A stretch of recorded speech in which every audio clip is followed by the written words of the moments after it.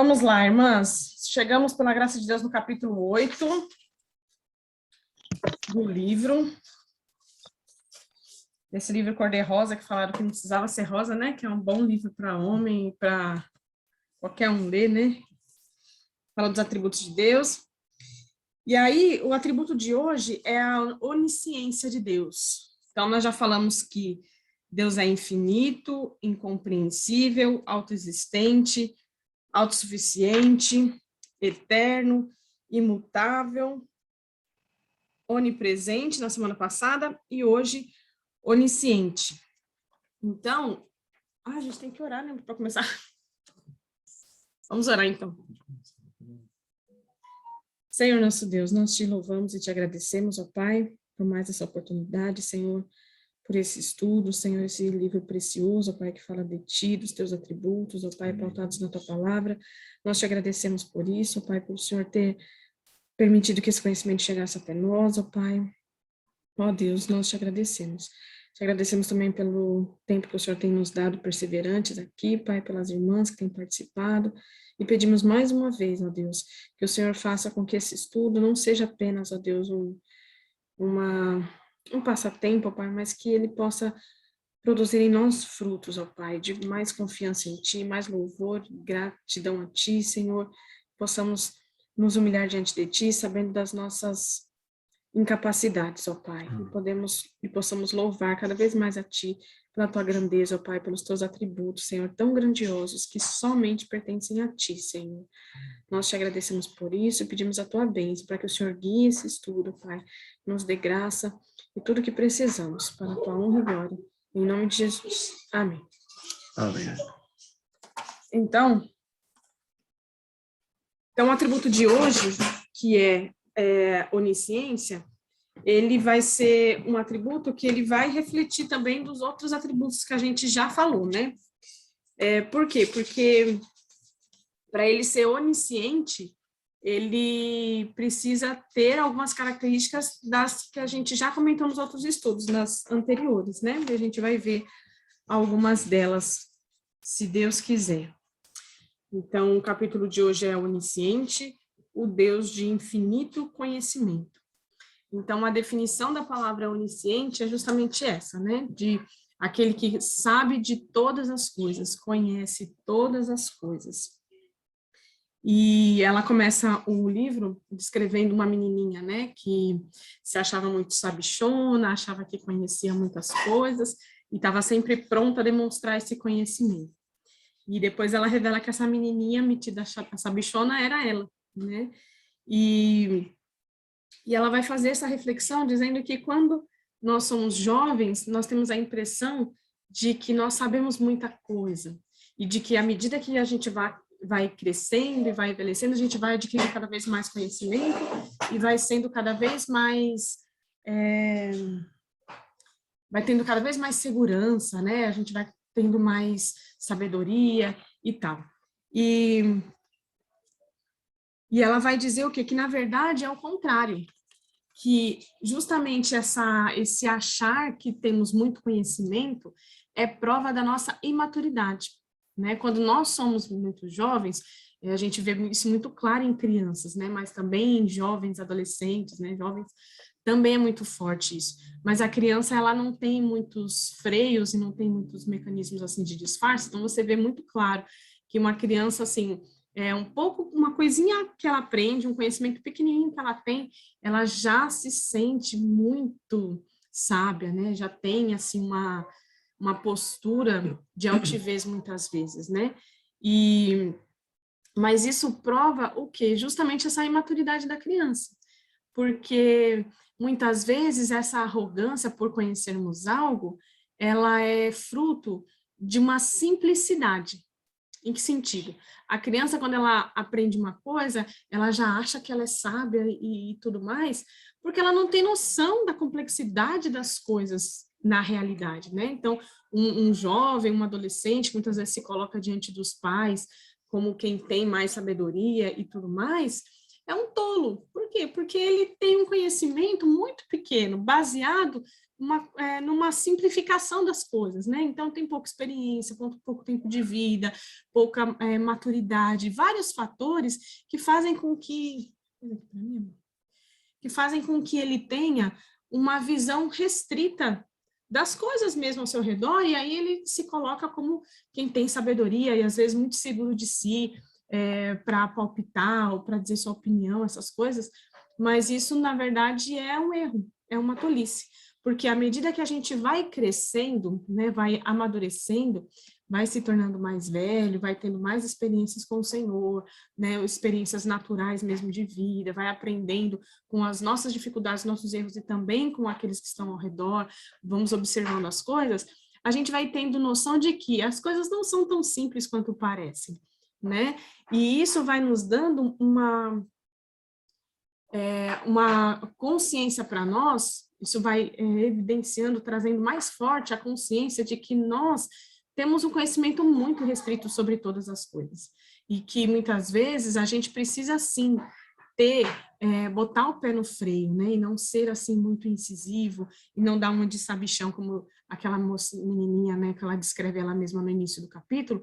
Por quê? Porque a gente sabe que as coisas não são tão simples assim, né, e isso é fruto, o quê? Da maturidade.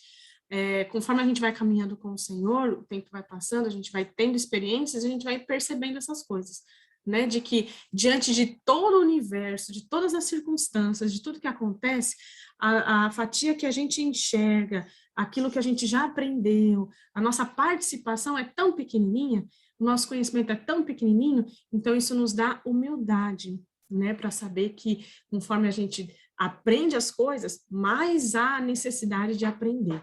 Quanto mais a gente conhece e tem acesso ao conhecimento e vai aprendendo, mais a gente precisa conhecer e aprender mais, né? Então, essa característica de se achar onisciente, né, ou de achar que sabe muita coisa, é uma característica de alguém que é imaturo, né, e que, com a graça de Deus, nós devemos cada vez mais valorizar todo aquele conhecimento que nós já acumulamos pela graça de Deus, mas ter entendimento de que ele é muito pequenininho diante de todo o universo que Deus criou, diante de toda a nossa vida, toda a nossa trajetória aqui, nessa terra.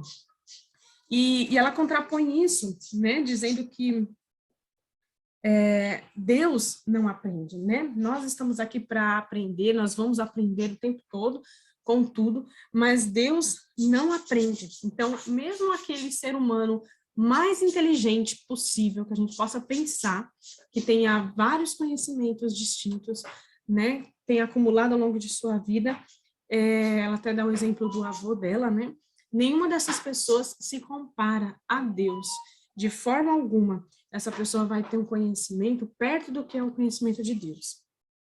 Deus sabe de todas as coisas, porque ele é a origem de todas as coisas. Então, olha que fantástico, né? Nada escapa a Deus. Por quê? Porque foi ele que gerou todas as coisas, foi ele que fez com que tudo viesse à existência, ele que coordena cada ação, né, da sua criação, ou seja, tudo gira em torno dele. Então, nada, a gente sabe, nada acontece, né, sem o conhecimento da vontade dele. Então, não tem como ele não saber de alguma coisa, ser surpreendido, ser pego de surpresa, né? Nada, nada, nada. E ele não aprende nada, né? Então, como foi falado lá no atributo de Deus ser imutável, né, que diz que Deus já é perfeito na sua essência, na sua constituição, Deus não pode aprender nada, porque isso implicaria em acrescentar algo ao caráter de Deus, e Deus já é perfeito. Tem uma citação na página 136 do Tozer. Pode ir.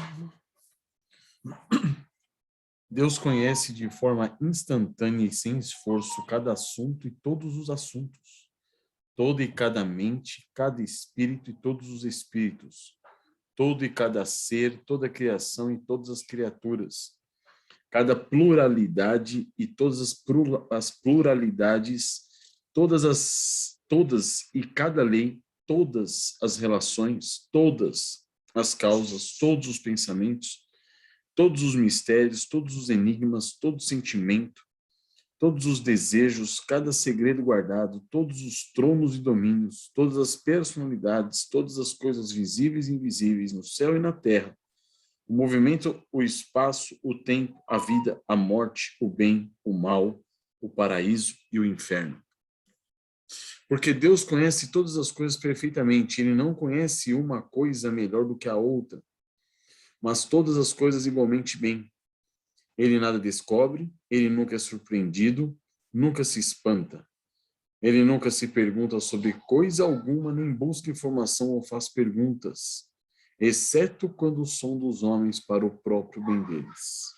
Então, a ideia aí que Tozer teve é de trazer essa exaustão, né? De mostrar os limites, de que Deus conhece tudo, exatamente tudo. Deus é completo e perfeito, Ele é imutável e tudo mais aí que nós já vimos. E a nossa realidade é bem diferente. Então, contrapondo aí, como sempre, né, esse atributo de Deus é um atributo incomunicável, que Deus não transferiu para nós, né? Então, é um atributo que só pertence a Ele. Então, a nossa realidade é muito diferente. Nós aprendemos desde o berço ao túmulo, né? Achei interessante como ela coloca. Porque a ideia é essa, né? Nós aprendemos desde que nascemos, né? Um bebê aprende a como se relacionar no ambiente, a entender o que está acontecendo à sua volta, aprende a interagir com a mãe, interagir com as pessoas ali, ele aprende tudo e vamos seguindo dessa forma até o dia da nossa morte, né?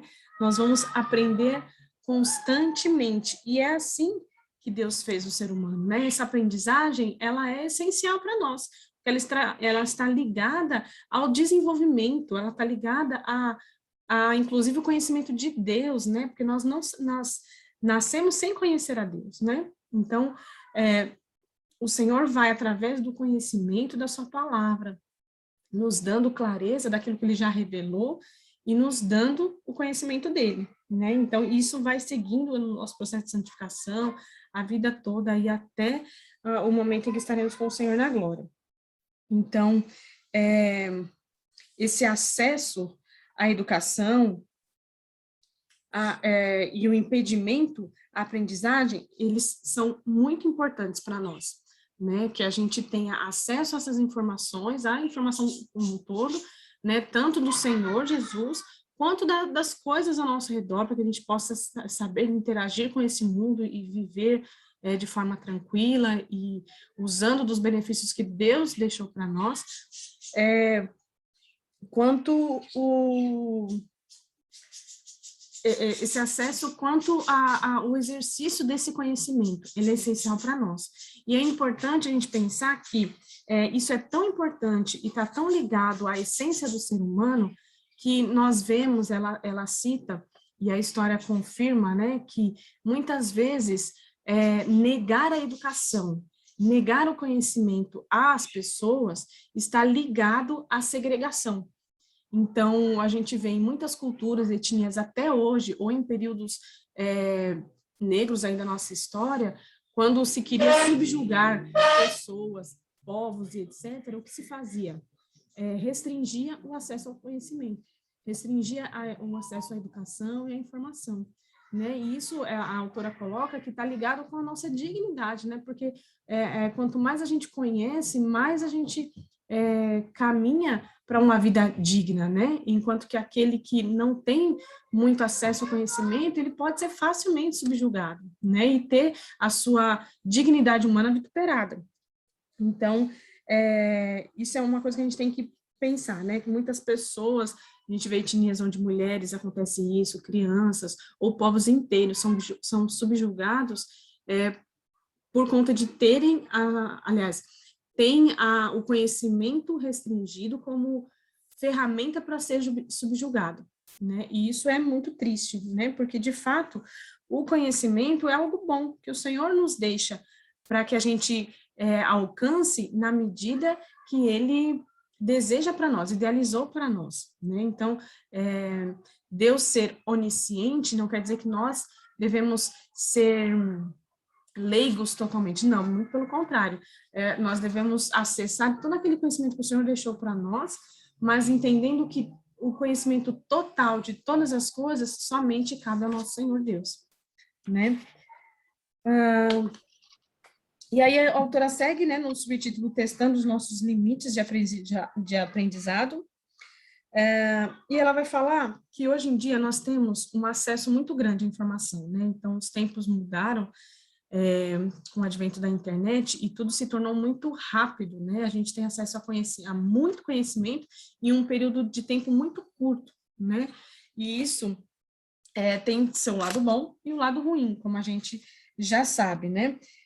Nós podemos nos servir desse conhecimento disponível, porque o Senhor dá isso a nós, né? Mas a gente precisa ter noção de que nem todo esse consumo de conhecimento, ele é saudável. Ela coloca 2 pontos, né? O aprendizado saudável e a glutonaria de informações, né? Ela coloca essa nomenclatura para dizer que o aprendizado saudável é aquele processo humano natural de você aprender e se interessar por aprender mais coisas, de buscar conhecimento. Isso é natural, é normal, né? E isso glorifica a Deus, porque o Senhor nos deixou muito conhecimento para que a gente pudesse acessar. Mas também tem essa glutonaria de informações, que é quando você anseia por informações de uma maneira ilimitada, né? De tanto você buscar conhecimento, né? Como se fosse isso o objetivo, ficar acumulando conhecimento, quanto busca, assim, querer ser alguém que tem esse conhecimento vasto, né? Como alguém que pudesse ser onisciente. Então, isso é muito pecaminoso, né? Esse desejo insaciável pelo conhecimento é pecaminoso, é algo que nós precisamos ter cuidado, né? Até porque quando a gente deseja muito algo, a gente precisa colocar diante de Deus para entender qual que é a nossa motivação, né? E muitas vezes buscar muitas informações está gerada a pecados de orgulho, a pecados de querer se sobressair diante dos outros, enfim, várias coisas que a gente precisa abandonar diante de Deus, né? Nós não fomos feitos para isso. A informação demais, ela é prejudicial a nós. Então, a gente pode pensar, né? Muitas vezes, quando você busca muitas coisas ao mesmo tempo, isso, às vezes, em vez de ajudar, acaba atrapalhando. Então, eu lembro que quando a gente, um período aí que a gente estava procurando conhecer mais sobre a educação domiciliar, né? E a gente estava fuçando em vários sites na internet, procurando tudo que a gente imaginava, via vídeo, lia artigo e fazia aquela coisa toda.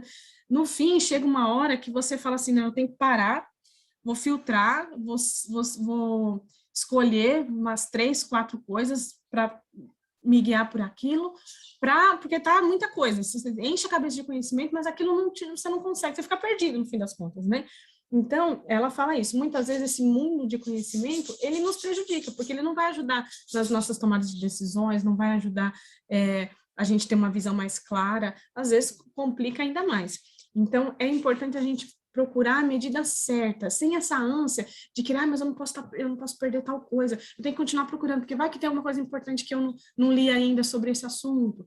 Então, toda essa busca de conhecimento precisa ser feita na dependência de Deus, para que a gente saiba que a gente vai caminhar e fazendo aquilo ali que é possível a nós, né, que as coisas estão nas mãos do Senhor, que somente Ele tem todo o conhecimento, e a gente vai galgando aos poucos, a gente não precisa ficar desesperado, querendo toda a informação, consumir tudo ao mesmo tempo.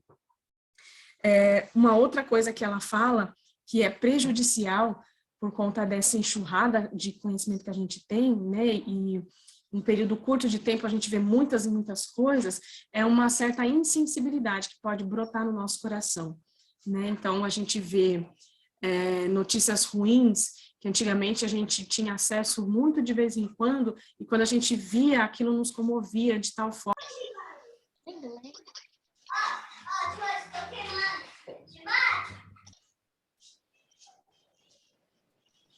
Retomou, gente, tá normal? Agora sim. Sim. Agora voltou. Agora voltou. Sim. Nós caímos aqui, a dor foi grande. Mas voltando. Então, mas eu estava comentando disso, né, que às vezes a gente via com pouca frequência algumas notícias ruins e aquilo nos impactava. E a gente se entristecia com a situação e tudo mais. Hoje em dia, como a gente vê muitas notícias, por exemplo, essas desgraças, acontecimentos ruins, a gente vê com tanta frequência que vai criando em nós uma certa insensibilidade. A gente vê lá, nossa, que triste, tá? Daqui a pouco, de novo, uma notícia semelhante, e vai passando. E isso também é um fruto ruim desse bombardeio de informações, que a gente não digere as coisas, a gente não analisa, a gente não recebe aquela informação e medita sobre aquilo, e tem paciência, e pensa, não, a gente tá vendo aquilo ali, daqui a pouco já chega outra informação, aí você já anula aquilo, já vê outra, e assim vai. Então, é um outro problema que a gente tem, né?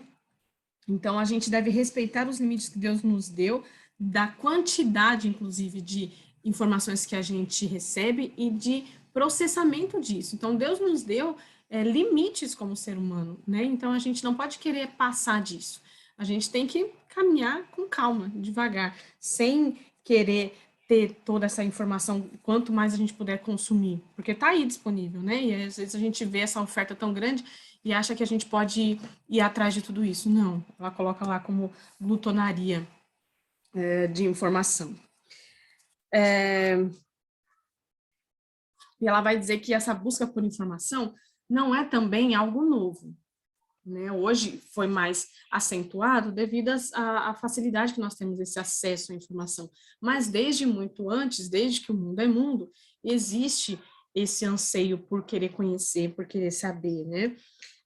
Em todas essas épocas, em todas as épocas passadas, o ser humano sempre achou alguma medida redentiva no conhecimento, sempre achou que pudesse alcançar um conhecimento a mais, e isso ia trazer benefícios. E não foi diferente com Adão e Eva, né? Que lá eles tinham um conhecimento vasto acerca da criação de Deus, mas justamente aquilo que Deus disse, olha, isso daqui vocês não devem conhecer. Essa informação eu não vou passar para vocês. Foi justamente aquilo que fez com que eles caíssem, né? Então, esse desejo de ser igual a Deus, de ser onisciente, de saber tudo, conhecer tudo que só Deus sabia, né? Então, muitas vezes é assim que nós nos comportamos, nós não nos contentamos em saber aquilo que Deus já revelou para nós, mas ficamos naquela ânsia de queremos saber além do que convém, querendo esse conhecimento total. E aí ela cita Eclesiastes 12:12, que diz: demais, filho meu, atentai, não há limites para fazer livros, e o muito estudar é enfado da carne. Então é impressionante como tudo o Senhor coloca na sua palavra, né? O Senhor realmente é a própria sabedoria em pessoa. E ele coloca aqui muito claro, dizendo que é enfado, esse conhecimento nunca vai ter fim. E a gente não pode ficar nessa de querer buscar cada vez mais. Buscar esse conhecimento ilimitado, como se Deus estivesse escondendo algo de nós, é pecaminoso, né? Essa ânsia de tipo, o que eu sei tal coisa, mas se eu soubesse mais, né? Que foi o pensamento que teve Adão e Eva, né? Eles já tinham aquele conhecimento, mas e se a gente soubesse acerca do bem e do mal? É querer ser Deus e ter o conhecimento que só Ele tem. Então, a gente tem que reconhecer o nosso lugar, saber que não cabe a nós essa onisciência, esse conhecimento total. E essas coisas, irmãs, muitas vezes não é algo consciente, né? Do tipo assim, eu estou pensando assim, eu queria ser Deus, eu queria saber tal coisa. Não, isso se manifesta em pequenas coisas, né? Em algumas ansiedades, por exemplo, que a gente sente, ela até vai comentar depois, né, acerca das pessoas que a gente ama, né, de ficar querendo saber como que a pessoa tá, ou no caso nossos filhos, né, a gente se coloca como uma ansiedade de saber quando que o Senhor vai chamar o meu filho, será que quando ele tiver 18 anos ele já vai estar salvo, quando meu filho tiver casado, como vai ser, e gera essa ansiedade, e isso mostra o quê? Um desejo de conhecer aquilo que só Deus conhece, e isso é pecaminoso. Então, essa busca por onisciência, ela não se manifesta muitas vezes assim, de algo explícito. Eu queria ser Deus e conhecer todas as coisas. Não, ela se manifesta assim nas pequenas coisas, onde a gente almeja aquilo que não cabe a nós. Almeja conhecer o futuro, ela vai comentar aqui, conhecer sobre as coisas ao nosso redor que não convém a nós, né? Que foram feitas dessa forma para que a gente descansasse naquele que realmente conhece e sabe de todas as coisas. Deixa eu ver. todo conhecimento que nós adquirimos, irmãs, tem que estar sujeito à palavra do Senhor e sujeito a Ele, né?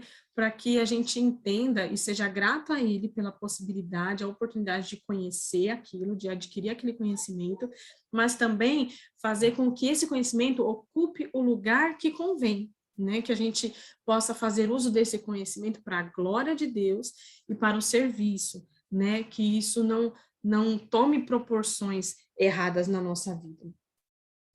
É lícito que a gente busque o conhecimento necessário e adequado a nós. Então,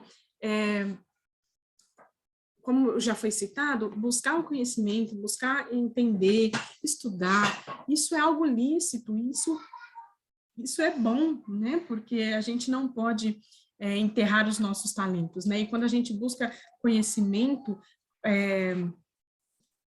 visando aqueles dons, por exemplo, que Deus nos deu, isso mostra que a gente quer frutificar mais para o Senhor. Isso é bom, é muito bom. Mas o problema é quando a gente acaba colocando esse conhecimento como uma idolatria dentro de nós, ou quando isso serve de motor para o pecado em nós, né? Mas é lícito que a gente busque aquele conhecimento que é adequado. Então, se eu vou mudar para um outro país, por exemplo, vou morar numa cultura diferente, é lícito e adequado e é bom que eu estude sobre aquela região, entenda um pouco mais sobre aquele povo e tal, para que quando eu estiver lá, eu consiga me adaptar melhor e tudo mais, né? Se eu vou ter um bebê, como a gente tem várias gravidinhas aí na nossa igreja, principalmente as que são de mães de primeira viagem, ou mesmo as que não são, porque muda muita coisa de um filho para outro, de 2 anos para lá, muda muita coisa. Então, é lícito, bom e adequado que a gente busque informações que vão nos ajudar a servir melhor o nosso bebê, nos organizar melhor para que a gente não deixe as outras funções nossas pendentes, né? Ou uma moça que vai se casar, ela precisa de conhecimento adequado para ser uma boa esposa, né? E isso é bom, mas o problema está realmente na idolatria do nosso coração, quando a gente começa a confiar no conhecimento que nós estamos adquirindo, né? Então, por isso que todo conhecimento tem que ser andar junto na dependência de Deus, para que a gente não se orgulhe do conhecimento adquirido e nem confie nesse conhecimento, né? Como se ali tivesse toda a fonte e segurança, e não. A única coisa que nós podemos pensar como infalível é o nosso Senhor Deus, né, nas promessas dele, na graça dele conosco, sim, ele é infalível. Agora, todo o conhecimento que nós possamos adquirir, eles podem falhar, sim, a gente pode se munir de todas as informações e diante da situação, a gente não saber como agir ou falhar. A gente vê aqui no versículo em Deuteronômio 29, que diz: as coisas encobertas pertencem ao Senhor, nosso Deus, porém as reveladas nos pertencem, a nós e a nossos filhos para sempre, para que cumpramos todas as palavras desta lei. Então nós sabemos que tem coisas que só o Senhor conhece, tem coisas que Ele nos disponibilizou para que nós conhecêssemos, mas mesmo assim, né, não somente na palavra dele, mas também em toda a criação, toda essa realidade, né, física que nós vivemos, e até mesmo intelectual, são coisas tão grandes para nós, são tão inacessíveis, né? Nós estamos passando por um período de tempo, por exemplo, em que está todo mundo se utilizando a ciência, né? Porque a ciência diz isso, a ciência diz aquilo como se a ciência fosse infalível, ou como se houvesse somente uma ciência, né? E essa ciência fosse infalível, né? Mas não, nós estamos sujeitos a muitas coisas, então, que, como a autora mostra que nós conheçamos, aceitemos o fato de que só o Senhor nosso Deus é onisciente, só Ele sabe de todas as coisas, e que nós, na nossa ignorância, na nossa insensatez, na nossa pequenez, né, na nossa limitação, nós possamos nos colocar no nosso lugar e não nos arrogar de muitas coisas, né? Porque muitas coisas que a gente até sabe, tem certeza, às vezes você deixa de ver algum fator, algum ângulo daquela verdade e que seria fundamental para você tomar certas decisões, né? E você está se arrogando aquilo lá. Então, que nós sejamos sempre humildes nesse sentido, né? Sim. E ela cita Isaías 44:20, a parte B do versículo diz, não é, ela cita acho que na NVI, mas na ARA, eu acho que está até mais claro, diz, não é mentira aquilo em que confio, ou seja, só que é realmente infalível é Deus, né? Então, a gente precisa ter bastante cuidado com todo o conhecimento que a gente adquire, para que a gente não faça desse conhecimento algo infalível, ou que fosse, de algum modo, trazer uma certa redenção, né? Esse conhecimento não é redentor, todo conhecimento é redentor, né? Todo conhecimento não é redentor, a gente vê muito isso no meio católico, ou mesmo, eu já vi alguns outros movimentos trazerem essa ideia do conhecimento que vai libertar, que o conhecimento, ele é aquilo que vai trazer para a humanidade, assim, algo fantástico, que vai transformar o mundo e tal, e tal, e tal, mas essa ideia é uma ideia onde você coloca realmente esse caráter redentivo que só Cristo tem no conhecimento, né? O conhecimento que redime é o conhecimento do evangelho, né? Sim. Conhecereis a verdade vos libertará. Mas, além disso, é uma utopia. É como a questão da educação. A educação tinha que ser o quê? Disponível a todos, porque se todos tivessem acesso à educação, nós não teríamos essa criminalidade toda que existe. Mentira isso daí. É mentira. Tem muito bandido, muito cara do mal, perverso, que se utiliza dos seus grandes conhecimentos para quê? Para fazer perversidade, para cometer... Utiliza da sua inteligência, isso. Que aprender. As pessoas são aplicadas em fazer o mal, ou seja, esse caráter redentor de que vai transformar e mudar, só Cristo tem. Só. Que muda os corações, de fato, a essência do ser humano, né? Que coloca ali o Espírito Santo de Deus. E aí ela segue trazendo coisas bem, bem práticas, né? De que conhecer o futuro não é da nossa conta.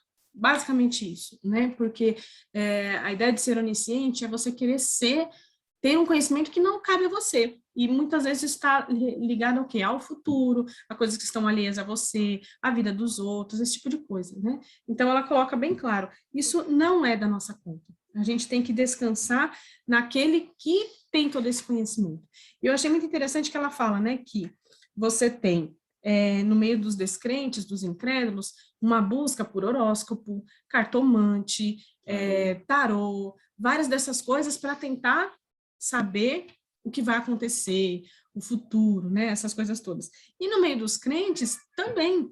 Então, ela coloca como armadilhas religiosas, que nós vemos muitos cristãos passando, caindo nesse tipo de armadilha, que são o quê? Pedir sinal para Deus, né, sinais de coisas, reivindicar promessas que não estão descritas na Bíblia, fora do seu contexto, visões, sonhos, palavras proféticas. Então, quantas vezes nós vamos atrás dessas coisas, querendo saciar esse anseio do nosso coração de saber o que vai acontecer, de saber algo que não foi revelado a nós e que não cabe a nós sabermos, né?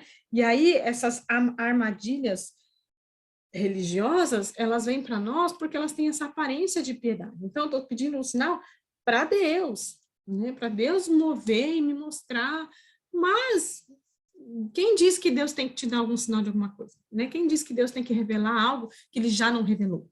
Porque a vontade do Senhor revelada a nós, ele vai revelar. Pronto, acabou. Né?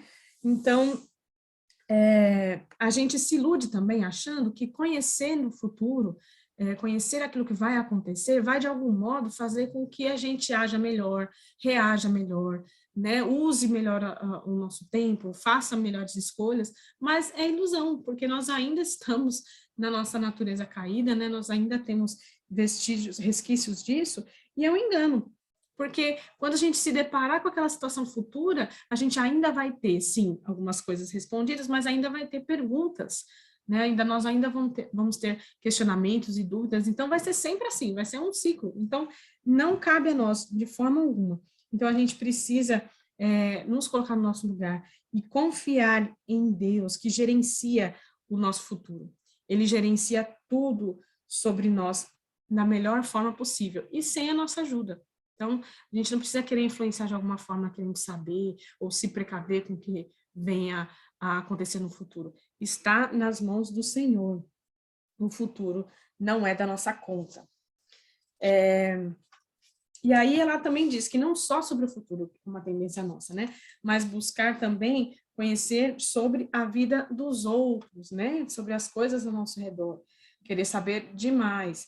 Então ela cita a 1 Pedro, né? Que diz, não sofra, porém, nenhum de vós como assassino, ou ladrão, ou malfeitor, ou como quem se intromete em negócios de outrem. Então, a gente querer passar os limites também para conhecer além do que as pessoas deixam com que a gente conheça da vida delas, também é pecaminoso. Muitas vezes a gente preza pela nossa própria privacidade e a gente é reservado quanto às nossas coisas, mas a gente fica querendo saber o que está acontecendo com a vida do outro, querendo saber os motivos, e fica se intrometendo de fato. Isso também é pecaminoso, né? Aí entra a fofoca, várias outras coisas, que pode ter, às vezes, até uma aparência de piedade, né? Aquela coisa assim que a pessoa faz aquela fofoca, mas é só para pedir oração, né? Eu tô querendo saber só para orar por você, né? Então, que o Senhor sonde os nossos corações para que a gente possa conhecer e descansar no conhecimento que é revelado a nós, né? A intromissão, ela é um pecado, né? E está condenado esse pecado na palavra do Senhor. A autora também vai falar de uma certa intromissão, que daí tem esse aspecto mais piedoso, mas que ainda assim traz a ideia de que a gente não se intrometa, mas descanse no Senhor, quando se fala de realmente uma preocupação amorosa e saudável e piedosa com aqueles que nós amamos. Então, ela comenta da medida que os filhos vão crescendo e a participação nossa na vida deles como pais começa a diminuir, né, gradativamente, né? Hoje, como mãe de crianças pequenas, eu, por exemplo, e mãe homeschooling, então, que fica 24 horas do dia com as crianças, a gente sabe de tudo delas, né? De tudo. A gente sabe se foi no banheiro hoje, se não foi, se conversou com não sei quem, se não conversou. A gente sabe de tudo, né? Porque tá ainda tudo muito no nosso controle, bem entre aspas, né? Mas à medida que a criança começa a crescer, se tornar um jovem, ela começa a interagir com o mundo ao seu redor de maneira um pouco mais independente, e aí foge da nossa alçada. A gente já começa a permitir que a criança saia sozinha, e aí saiu sozinha, você não tem controle de tudo que ela fez, com quem ela conversou, o que ela pensou, né? E isso muitas vezes gera em nós essa preocupação, esse medo, né? Mas ainda assim, nós devemos ocupar o nosso lugar, não ficar se intrometendo demasiadamente. Por quê? Porque é o ciclo da vida, esse é o curso natural. Nossos filhos vão crescendo, vão se desenvolvendo, e a ideia é que a gente comece a ficar um pouco mais alheio ainda, entre aspas, aos acontecimentos, não participantes, né? Não sejamos onipresentes na vida dos nossos filhos, né? E isso é algo que é saudável, né? Mas uma preocupação de toda mãe, mas o pai, enfim. Mas ainda assim, a gente precisa confiar os nossos amados ao Senhor, confiar a vida deles a Deus, né? Mais um motivo para que a gente se coloque diante do Senhor, para que a gente possa descansar no Senhor e orando e clamando que o Senhor haja na vida deles, porque de fato nós não podemos fazer nada, né? Conhecer não nos dá poder para mudar, para fazer alguma coisa, absolutamente nada. Então, por isso que a gente precisa descansar em quem de fato pode não só conhecer todas as coisas e conhece todas as coisas, como pode agir e age efetivamente para o nosso bem e glória dele, né? Que é o nosso Senhor Deus. Então, que a gente possa confiar nele, que tem todo esse conhecimento e poder, né? Acima de tudo. E aí ela vai colocar 4 pontos, né? De que saber que Deus, ele é onisciente, nos traz 4 belas verdades, né? Que trazem um alento ao nosso coração, para que a gente não fique brigando, desesperado, ou fique naquela ansiedade, que a gente possa olhar para essas verdades aqui e descansar em Deus, naqueles momentos de tensão, de aflição e de ficar mesmo, às vezes, querendo estar lá para saber o que está acontecendo, ou querendo saber muito uma coisa, que o Senhor possa nos dar aquilo que a gente precisa, né? Confiança nele, o suficiente para a gente poder saber que está nas melhores mãos que poderia estar. E aí ela trata essas 4 coisas, né? A primeira delas é: você não pode ser mais esperta do que Deus. Então, é uma coisa absolutamente óbvia, né? Mas que muitas vezes a gente fica quase que querendo driblar Deus, como se a gente pudesse ser mais ávida em alguma coisa do que Deus, né? Ela cita o Salmo 18:30, que diz: o caminho de Deus é perfeito, a palavra do Senhor é provada, ele é escudo para todos os que nele confiam. Então, não adianta, nós não somos mais espertos do que Deus, nós não faríamos melhor do que Deus. Nós, definitivamente, Deus é Deus, e nós, meu Deus, sem comentários, né? Segundo aspecto, você não pode barganhar com Deus. Então,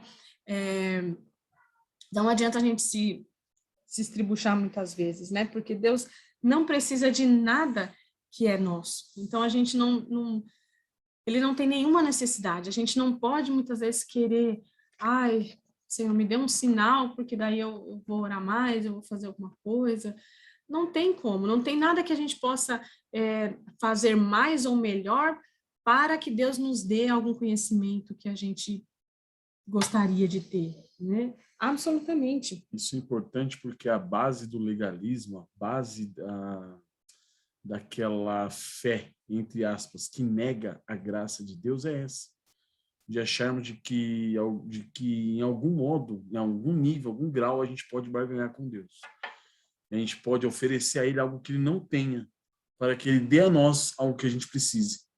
E não existe isso. Com Ele não existe barganha, não tem como, porque nós mesmos pertencemos a Ele, não tem o que nós possamos oferecer a Ele. Com que você, sendo propriedade dEle e pertencendo totalmente a Ele, pode oferecer alguma coisa a Ele? Nada. Nós não podemos oferecer absolutamente nada. E aí a gente tem que cessar os nossos esforços, né, por querer ir além do que nós já temos, né? E ele prometeu lá em Romanos 8:38, ele prometeu que faria o melhor por nós, né? Então a gente precisa mesmo descansar. Esses aspectos todos que ela coloca é para que a gente se acalme diante desse Deus tão grandioso. Ela coloca como terceiro aspecto: você não pode enganar a Deus. Então, esse daqui também parece muito óbvio, mas muitas vezes a gente se coloca numa posição querendo fingir diante de Deus algumas coisas, né? Como se Deus não nos conhecesse, como o Senhor já sabe de todas as coisas, Ele nos conhece no nosso mais profundo íntimo. Então, não adianta a gente querer, de alguma forma, manipular ou tentar alguma coisa, porque o Senhor nos conhece e nós não enganamos a Ele, nós não precisamos fingir. Nós não precisamos enganar a Deus, né? Porque também isso está ligado com esse aspecto legalista que o Josué falou, né? De fingir muitas vezes uma santidade, uma piedade que não existe.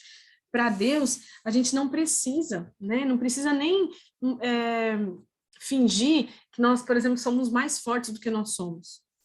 Né? Nós não precisamos. Então, nos momentos de desespero, onde realmente nós estamos aflitas, a gente pode ir ao Senhor clamar pela misericórdia dele, nos colocando como aflitos, né? Senhor, tem misericórdia. A gente não precisa se colocar numa posição de força, né? Não, eu sei que eu deveria ser mais forte, então eu vou lá orar, mas eu tô forte. Não precisa disso. A gente pode ir ao Senhor, que é o nosso Pai, como nós somos, Ele nos conhece as nossas fraquezas, as nossas debilidades, os nossos medos, as nossas ansiedades, todas as coisas. Então, diante dele, a gente não precisa forjar nada, manipular nada, absolutamente nada.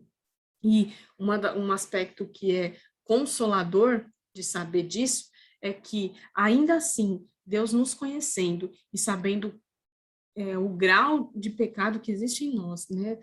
Todas as nossas a negritude do nosso coração, nosso pecado tão assim mal, né? Deus conhecendo tudo isso, ainda assim Ele nos chamou. Então, assim como o filho pródigo, né? Quando ele se viu naquela situação e ele não tentou se melhorar em nada e ele foi a Deus, né? Foi ao Pai, melhor. foi ao pai sem tentar fingir que ele estava bem, né? Não pensou assim, vou tomar um banho, vou lá, vou disfarçar, não vou deixar o meu pai saber que eu perdi todo o dinheiro. Não, ele não, em momento algum ele pensou assim, e o pai o recebeu como ele estava. Conosco acontece da mesma forma, o Senhor nos recebeu por Cristo na cruz, ele nos aceitou como nós somos, né? O Senhor sabe que somos pó, conhece o nosso coração pecaminoso e ele coloca, imputa em nós a justiça de Cristo. Então, não há nada que nós possamos fazer que vá mudar essa nossa visão, a visão que Deus tem a nosso respeito, né? Nós não precisamos fingir, nós não vamos surpreender Deus em nada nunca e também não vamos decepcionar Deus em nada nunca. Então, o Salmo 139, ele vai falar muito isso, né? Que Deus nos sonda e ele nos conhece na nossa essência, né? Desde de quando fomos formados. Então, isso é consolador, né? Porque a gente pode descansar nesse amor que nos amou primeiro, apesar de quem nós somos, que na cruz de Cristo, né? Nós não precisamos nos melhorar, nós não precisamos parecer melhores do que somos, porque nós recebemos esse sacrifício que o Senhor Jesus fez por nós. E isso é grandioso demais, né? Saber que realmente Deus não viu nada em nós que pudesse fazer com que seu filho viesse por nós, né? Não havia nada em nós. E hoje ele continua, né? Nos sustentando, nos dando graça. Nós somos família dele ainda hoje e seremos sempre, apesar de nós ainda pecarmos contra ele. Isso é um motivo de grande graça ao Senhor. Misericórdia muito grande que ele teve por nós, né? 4 item, você não pode esperar que Deus esqueça. Então, tá ligado a esse aspecto anterior que a gente comentou, né? Porque Deus não esquece de nada. Isso não é ruim, né? Isso é bom, porque a ideia de que Deus coloca lá, né? De que ele vai se esquecer dos nossos pecados, é na ideia de que, deixa eu ver aqui, é na ideia de que ele não vai mais se utilizar do nosso histórico pecaminoso contra nós, né? Mas de outra forma, ele sabe de tudo que nós já fizemos, dos nossos pecados, ele sabe exatamente por quem Cristo morreu, né? Ele conhece, ele sabe por quem ele mandou que seu filho morresse na cruz. Então, saber que Deus não se esquece é também motivo para que a gente glorifique a Deus, porque ele não se esquece de nada a nosso respeito, e ainda assim ele nos sustenta, nos recebeu como família dele, como filhos. Ao mesmo tempo que não se esquece dos nossos pecados, né? Ele também não se esqueceu de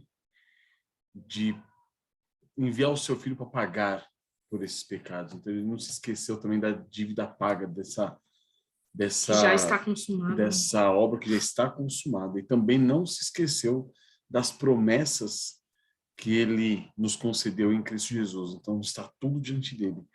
Quando na Bíblia fala que o Senhor Deus esqueceria as transgressões, lançaria-as no mar, ele faz isso em Cristo Jesus. Não é aquela ideia de que Deus ele é bonzinho, ele vai esquecer meus pecados, daqui para frente é outra realidade. Não.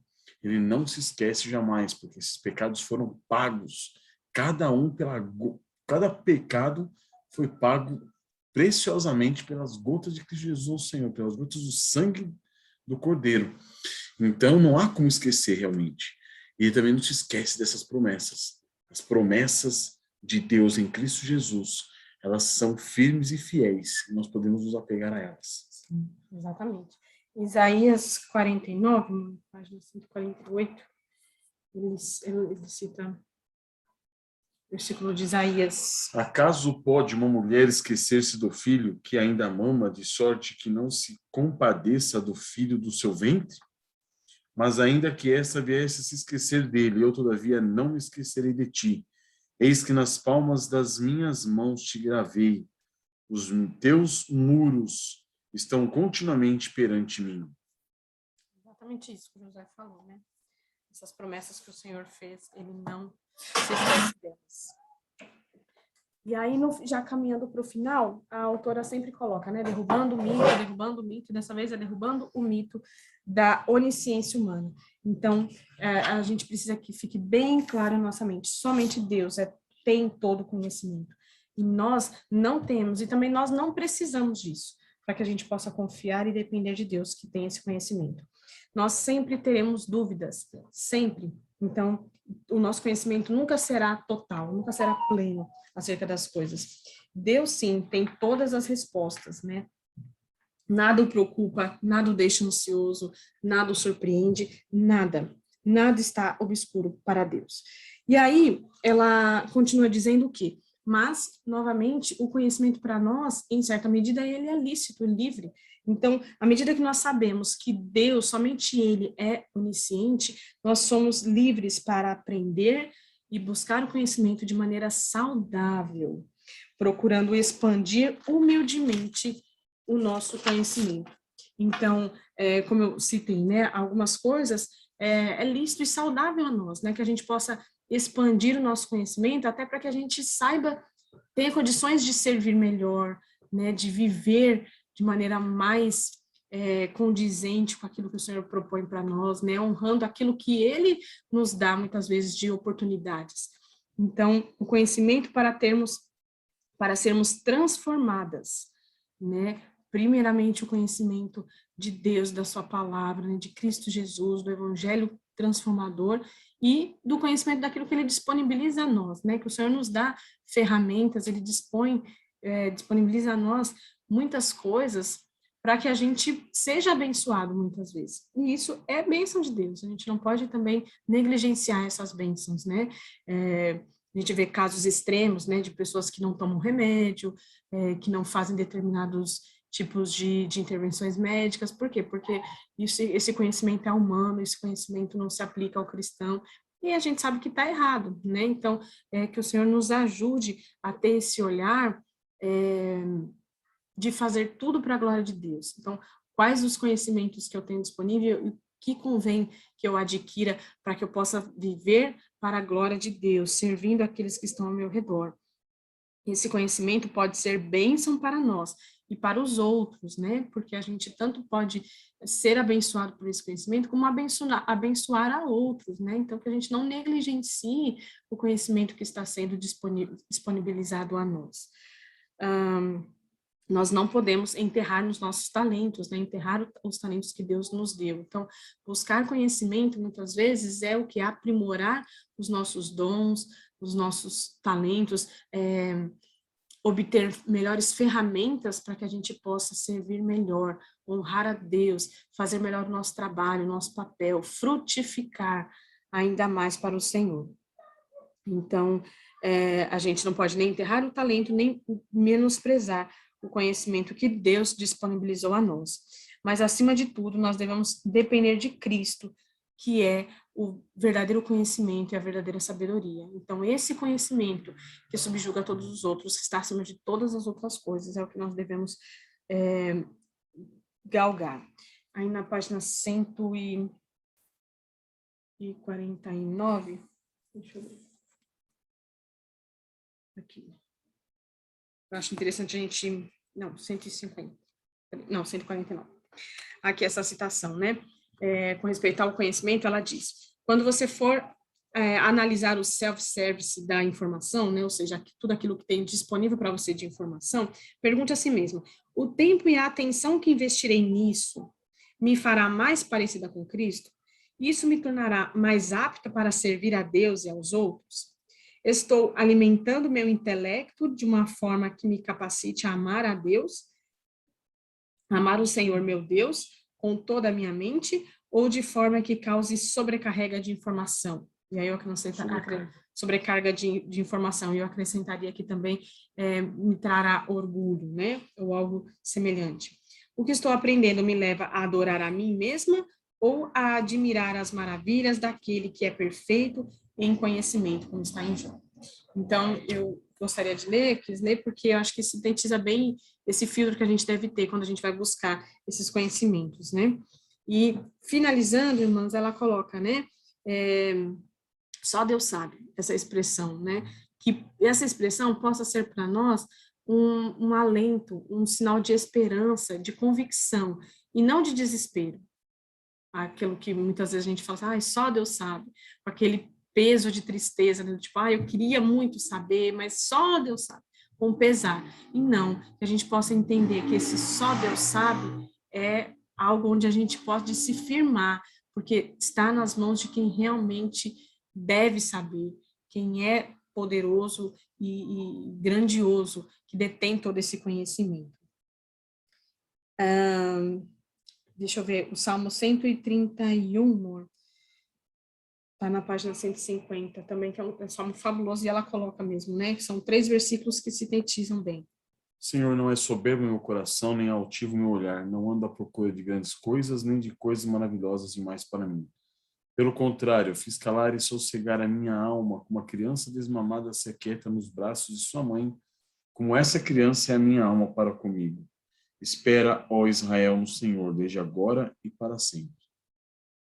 Amém. Então, que a gente não busque coisas demasiadamente grande demais para nós, né? Libertas desse mito da onisciência humana, né? Que nós devemos ter todo esse conhecimento, nós podemos cuidar do que é nosso e descansar em Deus, né? Na nossa vida. Nós podemos nos esforçar para conhecer e entender cada vez mais aquilo que Deus já nos revelou, mas sem essa ânsia, esse desespero por esse conhecimento sem limites. Aí, finalizando também, na última trechinho aqui do último parágrafo, da página 151, eu achei interessante ela colocar, o que ele revelou é suficiente para a nossa salvação, necessário para a santidade e extremamente digno de meditação. Então, a gente não precisa buscar nada além do que Deus já revelou, porque somente o que ele revelou já é fantástico. É verdadeiro, nobre, reto, puro, amável, admirável, excelente e digno de louvor. Torna-se o filtro